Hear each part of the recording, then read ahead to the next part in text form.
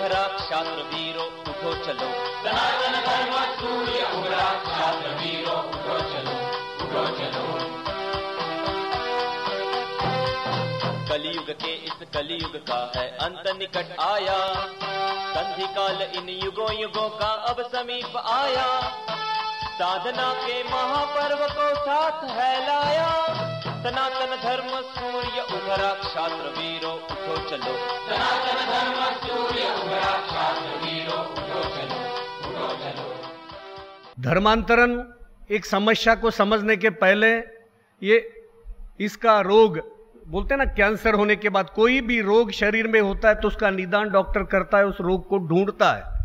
तो इसका ढूंढना कहां तक पहुंचता है, इसके ऊपर भी हम थोड़ा सा जाते जाते गौर करेंगे। फिर मैं निजी अनुभव की 2 घटनाएं खाली सुनाऊंगा आपको। हम जब अतीत में जाते हैं तो ईसा पूर्व कुछ साल पहले, क्योंकि वैसे भी वास्तव में आर्यावर्त हमारा ये देश, वैदिक हमारा धर्म जिसको हम पहले से कहते हैं, लेकिन ईसा पूर्व पहले से हमारे पुरखे जो अरबस्तान से लेकर यूरोप तक अपने व्यापार के उद्देश्य से जाते रहे हैं, और उसी उद्देश्य में जब यहाँ के लोग जाते थे तो ये भारत भूमि सुवर्ण भूमि थी, आज भी है तब भी थी। और इस कारण यहाँ से जो लोग जाते थे तो इन लोगों को देवलोक के लोग कहते थे। कहाँ के? इस भूमि को देवभूमि कहा जाता था। और ये देवलोक के लोग जब व्यापार के लिए जाते थे तब ये हिमालय से लेकर हिंद महासागर तक इस भूमि में रहने के कारण इनको हिंदू समझने लगे।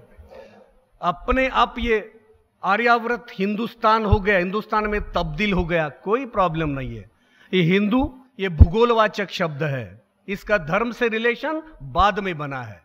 ईसा पूर्व 4-5 शताब्दी बाद जब ग्रीक और रोमन पहले हमलावर के तौर पे भारत में आए, उसके बाद शक आए, कुषाण आए, हून आए, इन लोगों ने इस भारत भूमि की संपन्नता को देखकर यहाँ की संपत्ति और यहाँ राज का अधिकार प्राप्त करने के लिए हमारे ऊपर हमले किए।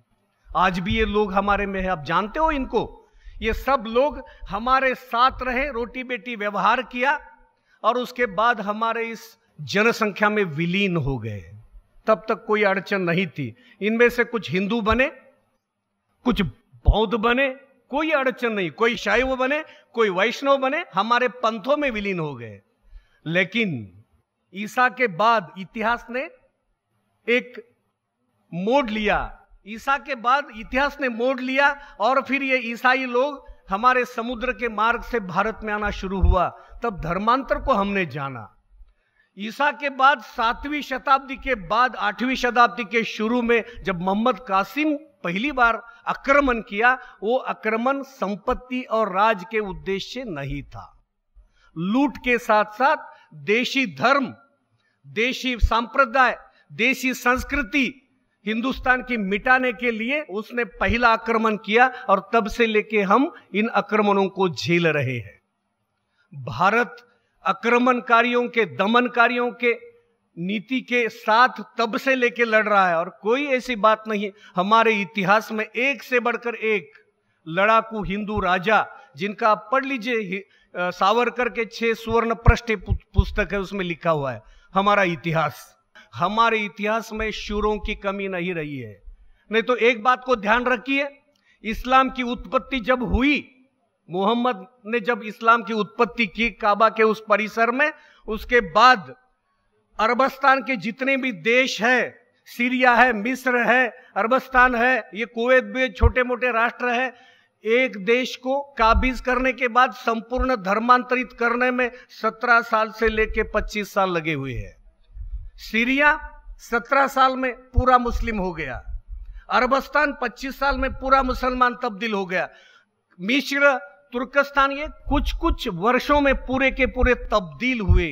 लेकिन भारत पर आक्रमण होने के बाद भी हम हिंदुओं के जोश के कारण, वीरता के कारण वो यहां पैर जमा नहीं पाए इतने सालों बाद भी। और हम लड़ते रहे, धर्म को बचाते रहे। गड़बड़ियां हुई है, धर्म में भी कुछ गड़बड़ियां है जिसको हमने आज निकाल दिया है। कितने अच्छे भाषण आज हुए। धर्म की ऊंच नीचता है, जात पात है, इनके कारण हम आपस में बटे रहे। हमारे धर्म में परधर्म सहिष्णुता है, बड़ा अच्छा गुण है। लेकिन गुण जब ज्यादा अति मात्रा में होता है तो सद्गुण विकृति बोलते जिसको, जिसका उदाहरण हिंदुस्तान का आखिरी हिंदू राजा पृथ्वीराज चौहान, जिसकी सद्गुण विकृति के कारण अनेकों बार मोहम्मद घोरी का पराजय करने के बाद भी उसको छोड़ा गया, और एक बार मोहम्मद घोरी ने उसको पकड़ा तो तुरंत उसको देहदंड, उसकी गर्दन कलम कर दी। ये आताताई के साथ उसी प्रकार का व्यवहार करना चाहिए। आज अनेक वक्ताओं ने कहा है, ये बात सही है।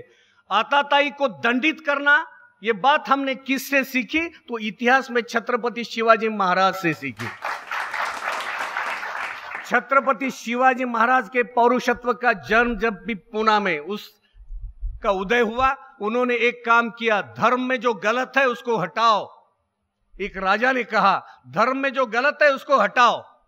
इसका कारण है, उनके पहले हमारी जो वेद की उत्पत्ति प्राचीन है, पुराणों की उत्पत्ति प्राचीन है, शास्त्रों की उत्पत्ति प्राचीन है, हमारे जो स्मृतियां हैं वो भी प्राचीन है, लेकिन एक स्मृति अर्वाचीन है।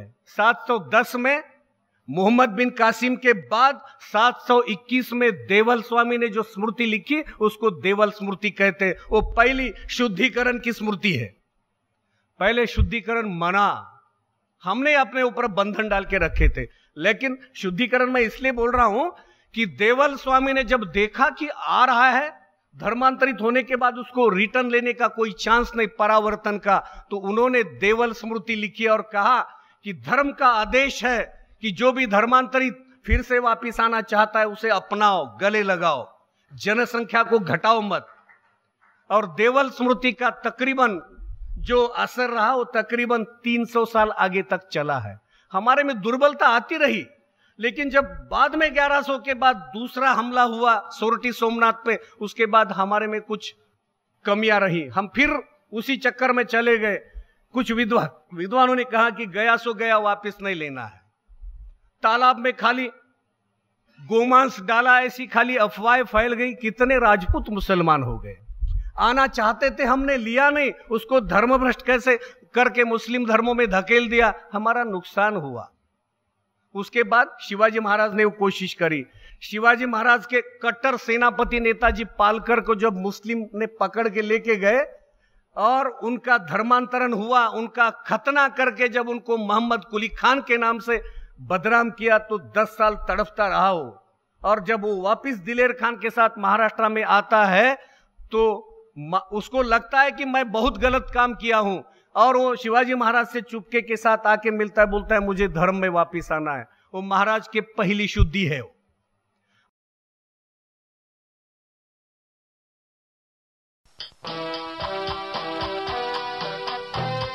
सनातन धर्म सूर्य उभरा, क्षात्र वीरो उठो चलो। सनातन धर्म सूर्य उभरा, क्षात्र वीरो उठो चलो, उठो चलो। कलयुग के इस कलयुग का है अंत निकट आया, संधि काल इन युगों युगों का अब समीप आया। साधना के महापर्व को साथ है लाया, सनातन धर्म सूर्य उभरा, क्षात्र वीरो उठो चलो। सनातन धर्म सूर्य उभरा, क्षात्र वीरो उठो चलो।